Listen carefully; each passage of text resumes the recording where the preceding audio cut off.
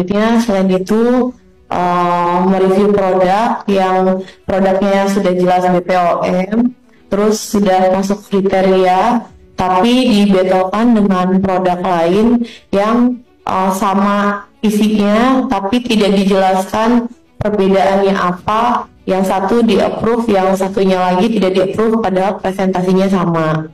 Terus di saat beliau mereview produk, melakukan kata-kata yang ujaran kebencian seperti si abu-abu, tukang flexing,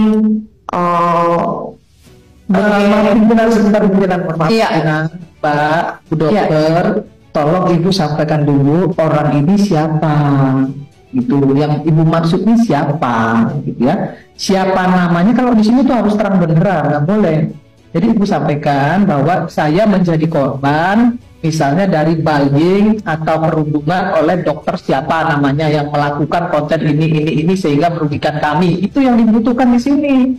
Kalau yang Ibu sampaikan tadi nggak tahu nih, siapa nih orang-orang yang mau dituduh ini siapa. Jadi harus jelas ya. Dari masalah yang disampaikan, saya ingin menyampaikan begini. Yang pertama, kasus ini adalah harusnya disampaikan kepada penegak hukum, ya, penegak hukum. Nah, yang kedua, tentu untuk bisa mendudukkan persoalan ini, kami harus memanggil BP POM.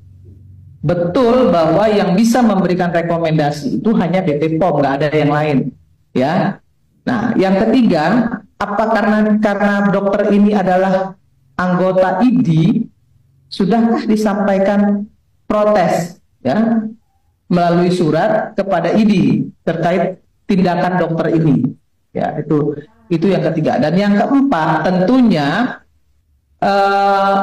kami dari Komisi 9 akan memanggil BP POM juga, ya. Dalam hal ini BP POM tidak juga sempurna, ya. Kami juga akan menanyakan kembali kepada BP POM terkait masalah kandungan-kandungan yang sudah disampaikan oleh dokter ini, benar nggak sih hasil uji klinisnya seperti ini? Nah, ini akan kami proses juga nantinya ke BP POM. Nah, BP POM juga harus menjawab, dan saya juga akan minta hasil uji dari BP POM ini seperti apa, karena sama-sama kita harus berhati-hati untuk masalah skincare ini, karena banyak juga yang udah ketangkep kan, ya, yang Pokoknya buat kalian semua, para korban-korban skincare dari geng ular ini, geng abu-abu ini, gengnya Henny Sagara dan lain-lain, jangan kalian takut untuk speak up. Kalian tagin gue aja, nanti gue repost. Bila perlu, kalau kalian butuh bantuan hukum, mau melaporkan, gue siap mensupport, ya. Boleh. Jangan takut, gas, pokoknya gas. Kita harus membuat pinter rakyat Indonesia. Siapa lagi yang bikin rakyat Indonesia pinter kalau bukan kita doang. Kalau bukan kita yang punya sosial media yang followersnya banyak. Ya, jangan lagi kalian FOMO.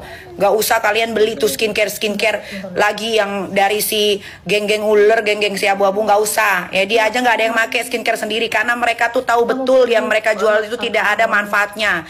Lebih banyak modorotnya, berbahaya. Lo pikir mereka itu pada pakai skincare-nya sendiri? Enggak. Maaf ya Kak Sel, bukan saya bermaksud untuk mengapakan produk Kak Sel, tapi memang saya udah memakai produk Kak Sel udah sekian banyak. Ini pun Pak, masih ada yang kosong. Muka saya hancur bernanah-nanah. Banyak uang yang saya habiskan. Kak Niki bantu saya dong, pakai apa lagi nih memperbaiki muka saya ini. Untung ya guys, aku menjelekkan produknya dulu ya kan, membuka apa yang terjadi kepada masyarakat. Untung nggak menerima gitu suapan. Tapi kalau sekarang mau disuap, mau ditutup mulutku, boleh sih Dokter Reza, masih belum terlambat, masih banyak soalnya bukti-bukti bahwa orang-orang mukanya jadi rusak gara-gara produk lu, ya. Coba aku tunggu transparan. Boleh ditunggu deh transparannya, ditutup-tutup mulut. Ini bukan pengancaman ya, bukan pemerasan juga. Karena aku melakukannya itu dulu sebelum ditutup mulut, ya kan. Lanjut nggak nih? Nikita Mirzani itu pernah ya ketemu sama Dr. Reza dan suaminya Dr. Mufid dalam satu acara TV. Ya, jadi itu Nikita Mirzani itu ke rumahnya si Dr. Reza. Ya, Pak, sampai Nikita Mirzani itu guling-guling, dimasakin steak, terus makan, ya joget-joget. Itu apa artinya, Pak? Itu nggak kenal berarti? Bisa, Bapak.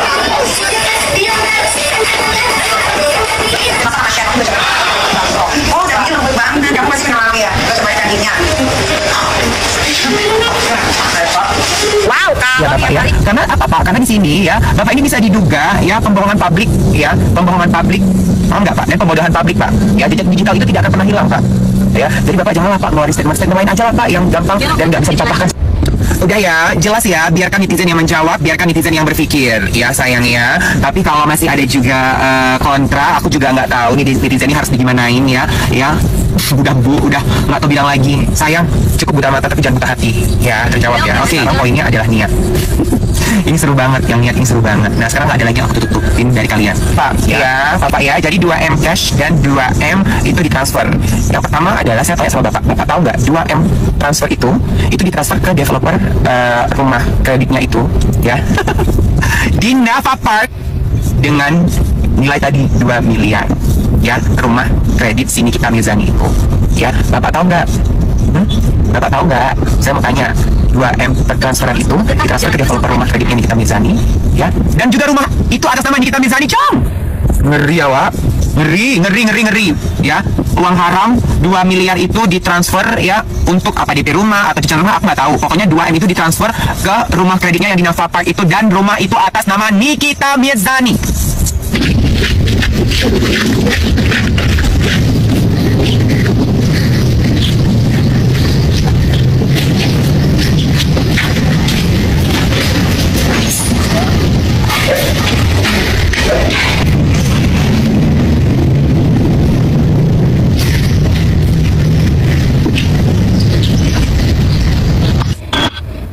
Rumah itu, ya, rumah itu loh, ya, yang dibuat untuk anak-anaknya supaya bisa memberikan kehidupan yang baru. Tentu bisa memberikan kehidupan baru untuk anak-anakmu dan juga kehidupan baru untukmu. Cuma beda tempat aja.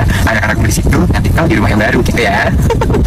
Terungkap sudah gengs, yang menjual produk SS ke Doktif itu merupakan resellernya sendiri. Kan kemarin ketika persekusi Doktif, si SS kan nanya, kamu dapat barang ini dari mana? Nah, akhirnya Doktif menjawab ketika press conference kan, dan diketahui bahwa barang itu didapat dari resellernya SS sendiri. Which mean itu barang emang barangnya SS. Ini masalah tuh jadi panjang karena si SS itu nggak mau minta maaf dan memperbaiki kesalahannya. Jadinya malah kemana-mana gitu. Masalah pertama adalah karena mereka itu kayaknya masyarakat udah gedek gitu, jadi pas live itu nggak ada yang beli. Masalah kedua adalah resellernya udah mulai pada speak up, geng. Mereka itu gedek, diharuskan untuk membeli minimal 100 pieces dengan harga 245.000, tapi si SS itu di live jual sendiri di harga 130 ribuan. Siapa yang nggak gedek coba? Mau jual harga modal pun itu barang dari reseller nggak bakal laku. Terus yang berikutnya nih, SS terlihat tidak pakai makeupnya sendiri ketika campaign makeupnya, geng. Padahal sekelas Hailey Bieber ataupun Kylie Jenner itu mereka selalu pakai makeupnya sendiri. Terus masalah berikutnya nih yang terbaru adalah line up hijabnya si SS itu ternyata numpang brand lain, geng. Nama brandnya adalah Umama, dan mereka itu udah konfirmasi bahwa mereka itu tidak ada kerjasama dengan SS.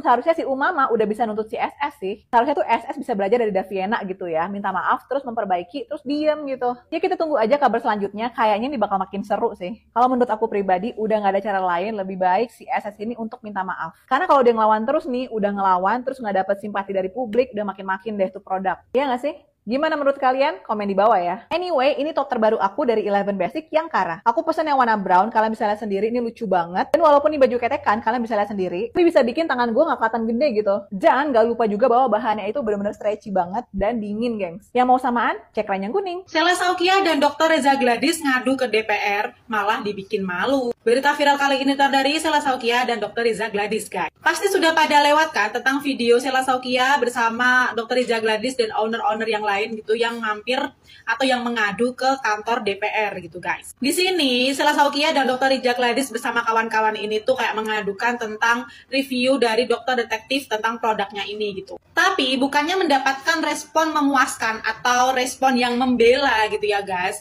DPR atau anggota DPR ini tuh malah kayak lebih ke menyentil para owner ini gitu, guys. Anggota DPR ini tuh mengungkapkan atau berbicara kalau seharusnya kasus seperti ini tuh melaporkannya itu ke BPOM atau ke pihak yang berwajib gitu ya, guys.